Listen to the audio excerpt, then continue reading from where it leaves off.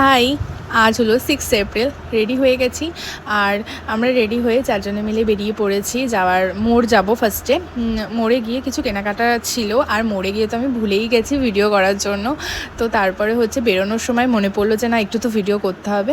তারপরে কিট্টুও সুস্থভাবে দাঁড়াচ্ছিল না, ও তো 1 সেকেন্ড এক জায়গায় দাঁড়ায় না, প্রচণ্ড দুষ্টুমি করে। আর ওকে নিয়ে বাজারে বেরোনো মানে হেক্টিক একটা জিনিস। তো আমি তো ওকে নিয়ে বেরোতে মানে পারিই না, খুব ভয় লাগে। রাস্তাঘাটে এত গাড়ি ঘোড়া চলে, আর মন্দিরটা এত সুন্দর, এটা থানা থেকে মন্দিরটা করেছে, খুব সুন্দর করেছে মন্দিরটা।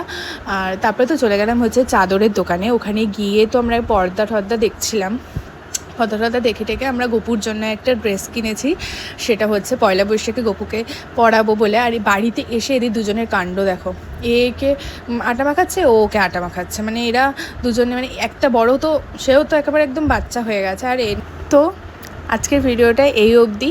যদি তোমাদের কিছু ভালো লেগে থাকে অবশ্যই like, comment, share and subscribe করে দিও। বা